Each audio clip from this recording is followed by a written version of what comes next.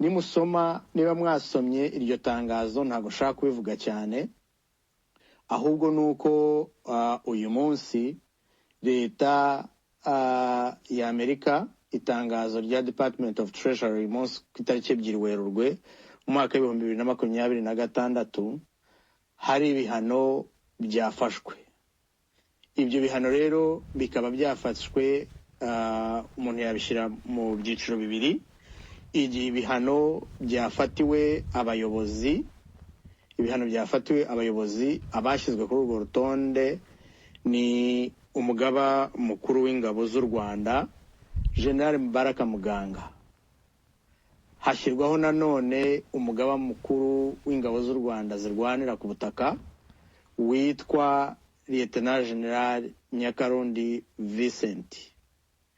Hanyuma undi nawe ni Major General Rukika Rusisi wahoze ayobora Special Operations, ariko ubu ngubu akaba ari umuyobozi wa division ya 5 mu Rwanda.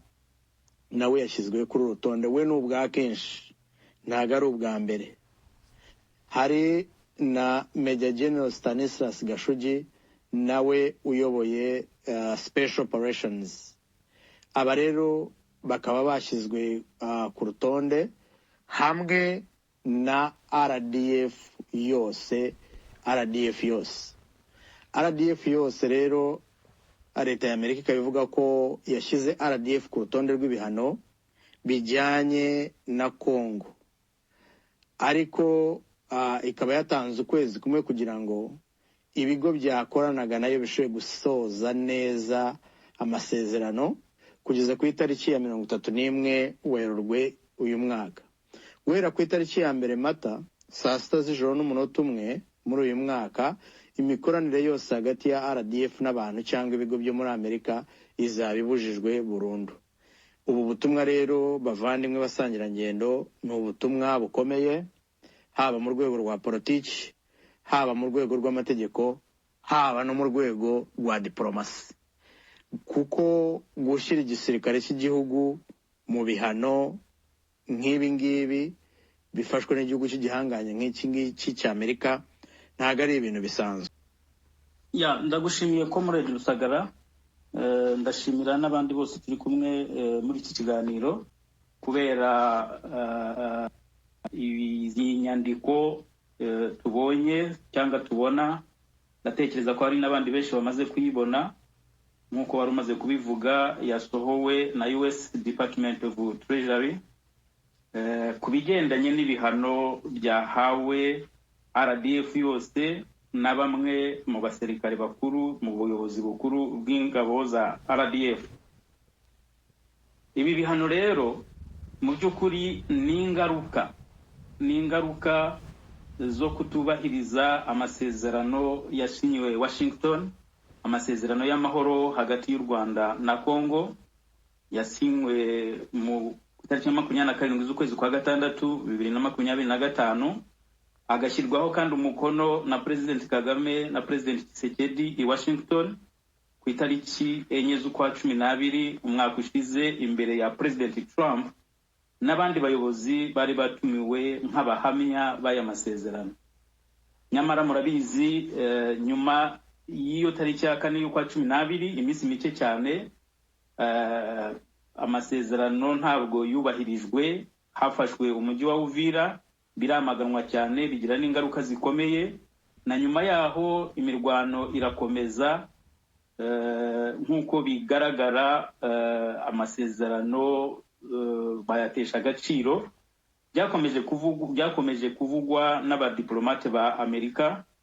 Turibuka nka umuntu US representative muri UN Security Council, muribuka statement yakoze atunga urutoki avuga ngo President Kagame we ubwe aha amabwiriza agatanga n'icyerekezo cya operations uko zigomba gukorwa no guha amabwiriza y'icyerekezo cya politiki, political wing yuriya mutwe ariyo AFC.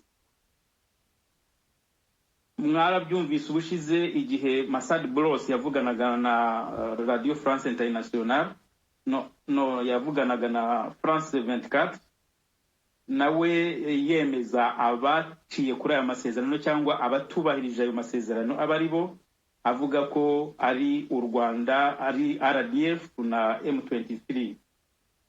Ntibitangaje rero kubona igihugu cya Amerika cyakiriye cyangwa kikagira uruhare rukomeye mu kugera kuri ariya masezerano. Igihugu cya Amerika cyagiranye amasezerano y'ubufatanye na Congo. Congo igirana amasezerano n'u Rwanda yari y'amahoro n'andi masezerano economic regional cooperation, ariko ibyo byose ntabwo byigeze bitanga amahoro, ntabwo byigeze bibuza abatubahiriza amahoro gukomeza gahunda yabo. Ibi rero byagaragaye, ibingibi turimo tubona ni ingaruka zo kutubahiriza ariya masezerano. Nk'uko iyi nyandiko yasohowe ibigaragaza, birasobanuye neza ko Amerika yashyize mu bihano u Rwanda na RDF, abasirikare bakuru muri RDF na RDF yose ku ruhare yagize muri Congo mu bikorwa bitandukanye yafatanyije na M23 byo kurenga ku masezerano no gutera ibikorwa by'intambara muri Congo no kuvogera ubutaka bwa Congo. Iyo batangira iyi nyandiko yabo, ndagira ngo turebe kuri motive cyangwa impamvu isobanura mpamvu y'ibi bihano. Baravuga ngo today the US Department of Treasury's Office of Foreign Assets Control imposed sanctions on the Rwandan Defense Force RDF, the military of Rwanda, and 4 of its senior officials. Urumva ni ibice bibiri, RDF ubwayo nk'igisirikare cy'u Rwanda n'abantu bane bakuru muri RDF. The RDF is actively supporting, training, and fighting alongside the March 23 movement, a US and the United Nations sanctioned armed group responsible for human rights abuses and a mass displacement crisis in the Democratic Republic of Congo. The RDF has supported M23 as it says the territory in Eastern DRC, including provincial capitals Goma and Bukavu, along with strategic mining sites in Eastern DRC. M23's offensive would not have been possible without the active support and complicity of the RDF and the key senior officials. President Trump is the peace president, and the treasurer will use all tools at its disposal to ensure that the parties to the Washington Accords uphold their obligations. Ibi byavuzwe na Secretary of Treasury mu isobanura ry'ibi bihano no kugaragaza uruhare rwa RDF mu mikoranire yayo na M23 mu kurenga ku masezerano ya Washington, kandi bagasubiramo ngo uyu mutwe wa M23 ni umutwe Amerika na UN, United Nations, bahanye uri mu bihano bya US na UN kubera ibikorwa byo kubangamira uburenganzira bwa muntu, gukura abantu mu byabo no gutera crisis muri Congo. So RDF yakoranye n'umutwe wa M23 uri mu bihano kubera kubangamira uburenganzira bw'ikiremwa muntu n'ibindi bikorwa by'intambara bivugwa n'iyi Department of Treasury. Ibi rero icyo bigaragaza n'iki? Icyo bigaragaza nuko Amerika yahaye agaciro gakomeye ari amasezerano u Rwanda na Kongo byashyizeho umukono. Muri iyi nyandiko uko tubibona, Amerika irashimangira ko idashobora kwihanganira na rimwe abatesha agaciro aya masezerano, abatubahiriza aya masezerano, abagira ibikorwa bitandukanye bitera crisis mu gihugu cya Kongo. Muri iyi nyandiko tubona nta na hamwe bavuga ko Kongo hari icyo yakoze kinyuranyije n'ibyo masezerano yavugaga. Uruhande ruvuga ko rwanyuze ku masezerano, rutubahirijwe amasezerano kandi rwafatiwe ibihano ni RDF n'abasirikare bakuru bayoboye muri RDF. Nkuko mugenzi wanjye yabivuze, yagaragaje amazina y'abasirikare 4 bakomeye mu buyobozi bwa RDF bari ku rutonde rw'ibi bihano bitandukanye byafashwe n'abanyamerika. Iyo urebye muri aba basirikare rero ni nk'umutwe cyangwa ubuyobozi bukuru bw'igisirikare, kuko turabonamo Mubaraka Muganga, turabonamo Nyakarundi, turabonamo Karusisi n'uyu Stanislas Gashugi. Ikintu cy'umwihariko kirimo rero niki, nuko bigaragara ko noneho atari ibihano nk'ibyo twigeze kubona mbere byafatirwaga abasirikare 2 cyangwa 3 bikabaho ngaho hagashira igihe n'ubundi ya mikino yo kutubahiriza amasezerano cyangwa kuvogera ubusugire bwa Kongo bugakomeza. Ubu ngubu noneho ibi bihano birareba RDF muri rusange. Kuvuga ko ibihano bireba RDF muri rusange bifite icyerekezo kihe muri ejo hazaza ha RDF. RDF yigeze kubaka izina mu rwego mpuzamahanga nk'igisirikare kigira uruhare mu kubungabunga no kugarura amahoro ku isi. Murabizi mu bikorwa bya gisirikare bitandukanye byo kugarura amahoro ku isi, ingabo za RDF zagiyemo muri Darfur, ingabo za RDF zirimo muri Central Africa Republic, polisi bagiyemo muri Haiti n'ibindi bikorwa bitandukanye tuzi, ku buryo RDF cyangwa igihugu cy'u Rwanda cyari mu bihugu bitanga abasirikare benshi bajya kubungabunga amahoro ku isi mu bihugu bitandukanye. Hariho rero ikintu bita incompatibility. Incompatibility bishatse kuvuga iki? Bishatse kuvuga ngo RDF ntabwo ishobora mu kuvugwa cyangwa guhabwa credit cyangwa gushimwa kubahiriza amahoro ku isi, mu gihe ku rundi ruhande RDF irimo iregwa gutera crisis muri Kongo, kurenga ku masezerano y'amahoro muri Kongo. Babandi bigeze gushimwa kugarura amahoro ku isi, ubu ngubu baravuga kubangamira amahoro muri Kongo no gukorana n'umutwe uri mu bihano bya Amerika, uri mu bihano bya United Nations.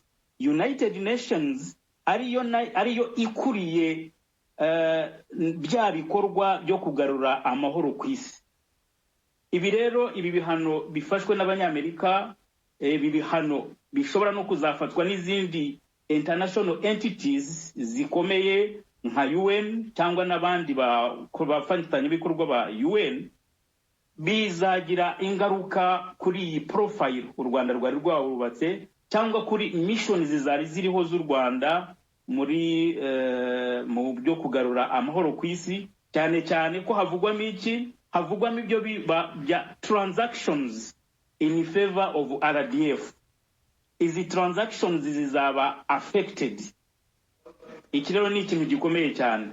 Ikindi kintu nabonyemo ni ikihe, murabizi twavuze inshuro nyinshi inyito zagiye zihabwa kuba u Rwanda rwibona muri ariya makimbirane ya Kongo, kugeza naho bazanye ibintu bishyashya bivuga ngo ingamba z'ubwirinzi twabonye ko habayeho no kwihangana cyangwa no kwitwararika bishyirwa mu masezerano hagati ya Kongo n'u Rwanda. Ariko muri ibi bihano twabonye, abanyamerika ntabwo bitwararika. Abanyamerika baravuga ikintu mu izina ryacu, baravuga ibikorwa bya RDF alongside with M23, ifatanyije na M23, iri kumwe na M23 ku butaka bwa Kongo. Bya bindi byo kugenekerereza ngo security measures, ingamba z'ubwirinzi ntabwo biriho. Haravugwa RDF mu izina ryayo, haravugwa abasirikare ba RDF mu izina ryayo, na operations zitandukanye za RDF mu izina ryazo zagiye zibangamira zirenga ku busugire bwa Kongo, zagiye zibangamira amahoro ku butaka bwa Kongo, zifatanyije n'uyu mutwe wa M23 uri mu bihano, usanzwe uri mu bihano bya US, usanzwe uri mu bihano bya UN. Ndagira ngo mu by'ukuri ngarukire hano mu byo nshobora kubona. Iki kiganiro ni ikiganiro turi bukore ku buryo budasanzwe, cyo gusangira ijambo, cyo gusangira ibitekerezo, cyo kuganira ku ngaruka turi bubone ziva kuri iyi ntambwe Amerika yateye. Amerika iyo ifashe ibihano nk'ibi ngibi iba icyitegererezo ku ba allies bose ba Amerika. Ubu ngubu ni nko gutunga urutoki, ibindi biri bukurikireho ni ibindi bikomeye, ni ibindi bifite ingaruka kuri RDF no ku butegetsi bw'u Rwanda muri rusange, no ku banyarwanda muri rusange. Nubwo abanyarwanda ari inzirakarengane, twakomeje gutabariza kenshi, twakomeje gusaba kwitandukanya n'ibi bya gashoza ntambara y'ubutegetsi buyobora u Rwanda. Mu biganiro byinshi twakoze, birababaje kubona abanyarwanda bagirwaho ingaruka, cyangwa bagiye kugirwaho ingaruka, cyangwa bagiye gukomeza kugirwaho ingaruka, kuko already hari ingaruka zatangiye kugaragaza n'ibintu batahisemo, n'ibintu mu by'ukuri badafitemo uruhare, ibintu bategetswe binjijwemo ku ngufu, nk'uko n'abaturage bo mu burasirazuba bwa Kongo bibonye bari muri kariya kaga batahisemo, batagizemo uruhare, badashaka, mu bintu mu by'ukuri bifite akamaro umuntu umwe cyangwa abantu bakeya, muri gahunda zabo barimo zitemewe, zinyuranyije n'amategeko mpuzamahanga, zinyuranyijwe n'inshingano z'abayobozi. So host, ndagira ngo ngushimire kugira ngo n'abandi bafate ijambo. Ndatekereza ko kandi ndemera ko nshobora kugaruka gusaba ijambo bitewe na bitekerezo byagiye bigaragara muri iki kiganiro kidasanzwe. Murakoze. Urakoze cyane Comrade Andrew Mushambo kuri contribution yawe kuri topic. Ntago nshaka gusubiramo ibyo uvuze cyangwa kugira ibindi mvuga, ndibuze kugira umwanya nanjye wo kugira icyo mvuga. Reka nihute mpe Comrade hari ijambo. Comrade hari ijambo ni ryawe. Urakoze cyane Metere, uranyumva neza? Ndakumva cyane. Murakoze cyane. Reka mbashimire kuba mwateguye kino kiganiro mwihuse, kuko bino bintu bisohotse ku manywa uyu munsi. Inaha iwanyu nyine hari mu gitondo, haracyari afternoon. Mbashimire cyane rero kuba mwihuse kugira ngo tubiganireho, kuko izo nshingano zacu nk'abari muri opposition, ariko nk'abanyarwanda ni inshingano ya buri munyarwanda kubona yuko igihugu cy'u Rwanda kitagwa mu kaga. Twe niko tubyumva. Ni inshingano za buri munyarwanda kwamagana ikintu icyo ari cyo cyose shyira igihugu cy'u Rwanda mu kaga, kuko iyo igihugu kigiye mu kaga kimenyesha yuko n'abanyarwanda bagiye mu kaga, kimenyesha yuko tutazi ko tuzava muri ako kaga. Nshimire rero Comrade Mushambo ku byo asobanuye agiye avuga, ariko nshimire n'abandi mwese mwaje, n'abasuhuza, n'abifuriza yuko turi bugire ikiganiro cyiza. ntabwo uri buvuge byinshi kuko mwese murimo kubireba twarabivuze igihe kinini cyane, ariko ejo bundi nibwo nakoresheje ijambo rivuga ngo uwanze kumva se na nyina yumviye ijeri. Niba ari abantu banze kumvira abanyarwanda nkatwe dukunda u Rwanda, dukunda abanyarwanda, n'abaduhemukira tutabanga, ubwo mwumva yuko ari nka wa mwana nyine wanze kumvira se na nyina akumvira ijeri.